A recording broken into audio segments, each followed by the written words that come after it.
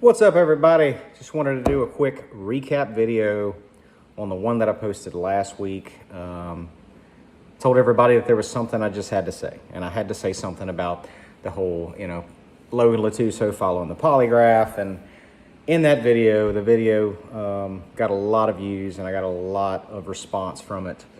So I wanted to do a second one just to kind of, go through some of your guys' comments and some of your guys. I asked for a suggestion, like, what is the fix for this?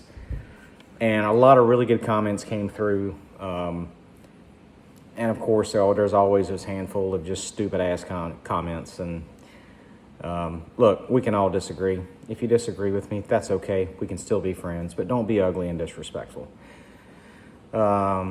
With that being said, a lot of good comments came from that. To put one thing, out there from the start, I am not monetized on any social channels and never have been. So the amount of views, I don't care if I get 2 views or 200,000 views or 2 million views. I don't get paid a nickel for any of this. I do this just to post. And I am very passionate about the sport. Am I opinionated? Absolutely. We all are. But I always try to give you guys a view from 10,000 feet. So we don't just, we're just not so reactive to everything. You jump on one side or jump on a company or jump on a person. So I always try to be kind of that person that looks at everything from a bird's eye view, even if I'm involved in something. Because there's a lot of opinions when it comes to controversial things like this. And I try to stay away, and most anglers try to stay away from controversial subjects because they don't want to get railroaded from one side or the other. Me, I don't care. I am opinionated, but I also see other sides to everything. So, we talked about, and if you haven't seen the last video, go on my YouTube channel. You can see, I think it's titled, I Had to Say Something. It was about Logan Lattuso's disqualification and kind of what's the fix for it. So a lot of really good comments came through about what they think should happen. And here's the truth of the matter is polygraphs are not 100% accurate. They're not.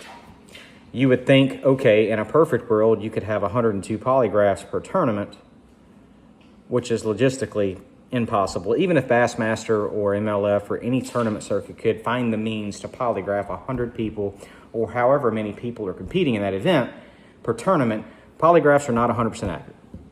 So you are going to have probably somewhere between the neighborhood of 2 to 8 people that are going to fail polygraphs that are honest, and you're going to have either a combination of that and people that are going to pass it that are dishonest.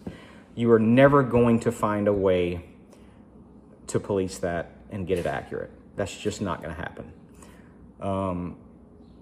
I had several comments of people saying, hey, let's come out with a schedule and not release it until the week before the tournament. And I absolutely love that idea. But that's almost logistically impossible to do. I mean, you have 102 anglers that have families and other jobs and careers that they won't be able to plan for, their 3 days of official practice before then. And then, they have basically 1 day to try to plan their travel because they don't know where they're going. And then the other part of it is stuff like that's going to leak. I absolutely love that idea. If there was a way to police it and keep people inside the organization honest, and then also logistically make it possible for the anglers to plan. A really good idea, but at the same time, I don't know that in this day and age that's possible. So, and there's a lot of people out there that are bashing Bass for this. Let me make something very, very clear. And I'm not biased towards Bass or anybody. Am I biased toward Logan? Yes. Am I biased towards Bass in this situation? Absolutely not.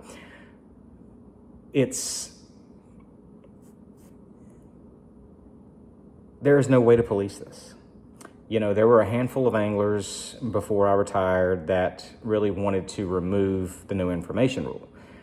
Not because they were cheaters or they wanted more information. They wanted to remove it because there's no way to 100% police it. And at the time, I voted to keep the no information rule in place. I voted that way because that rule used to not be there years ago. And you saw some of the bigger names in the industry that could get the most information, that had the best networking. They were the ones that had the competitive advantage because they knew so many people and they could get a lot of information. So they put the no information rule in. There's no way to 100% police it. So it's kind of one of those pick your poison deals, guys. I mean, we voted as anglers to keep the no information rule in, and the only policy to keep that in place is polygraphs. Bass has to have rules based on polygraphs. If somebody has a fail, then they have to forfeit any money that they won. They have to pay a fine, and it is what it is. Logan can't do anything about it. Not only is he out $10,000 for the place that he placed, he has a fee which I will not disclose, and he had a $5,000 entry fee for that tournament. So you do the math. He's upwards of 20 grand that he had to basically just forfeit in order for him to fish the last 2 Elite Series tournaments. Because he paid that fine, he's not admitting guilt. That is him just trying to keep his career alive. It is a very, very long shot for Logan to requalify for next year. He would have to have 2 incredibly well finishes in order to do it, but I know he doesn't want to hang that career up. And he is a victim of the rule right now. Whether he's, I've had a lot of people reach out and say, Derek, you're biased for Logan. I said, yes, absolutely, I am. I am absolutely 100% biased because I know him and that family and I know his integrity. There's no way to police honesty and integrity in any sport, in any profession, in any job, in any career. So there really is no answer to this. Either you remove the no information rule or you keep enforcing it, and you are going to have casualties of war. You're going to have people that are going to pass it that are dishonest. You're going to have people that fail it that are honest. This is not a Bassmaster thing. This is a numbers deal. I mean, the numbers are going to play out. You are going to have casualties of war if this process keeps up, if they keep trying to police it the way that they are, and there really is no other way to police it other than just to remove the rule or to continue doing what they're doing. They have made a big emphasis on polygraphs here in the last year. That is obvious because there have been 5 failed polygraphs in the last year, and there wasn't one before then since Luke Clausen back in, 12 or 15 years ago. I don't know what it is. There is a third party that is reviewing these. I did not know that. I was told that that's been in place for a very long time. I had no idea. There's a lot of human error when it comes to polygraphs. And this case should show that to be true. So I don't know what the answer is. If anybody has anything, I've talked to so many anglers about this to ask what the answer is, and nobody really has a good one because there's just not one to police honesty and integrity, especially with the rules that are put in place. There's just not one, unless you just remove it and let it just be a free-for-all again. I think there's some type of common ground in the middle somewhere, whether it be the schedule's not released to, till, later dates, but I understand the logistics for it. And again, this was all put to a vote, guys. And I try to look at everything from 10,000 foot. Everybody has their own opinion on this, just like, payouts. We vote on payouts every single year. We are all in completely different financial positions, so we're going to vote based on our financial position. I'm not mad at the guys that are voting for payouts a different way because they're in a different financial position than I am or I was.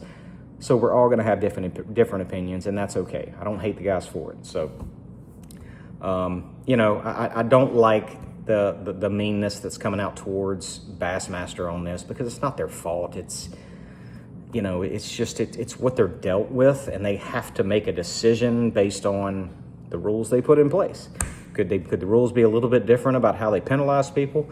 Probably so. I don't like the fact that a guy has to give up almost $20,000 when it's not proven. There's no proof. There's no admittance to guilt. There's no anything. I don't like that fact, but at the same time, that's why they're not admissible in courts. So, guys, there's not a real firm answer here. So we'll see what the future holds. I appreciate you guys' feedback. Please shoot a comment, shoot me a message. If I can ever do anything for you guys, but dream big, and I'll be seeing you guys real soon.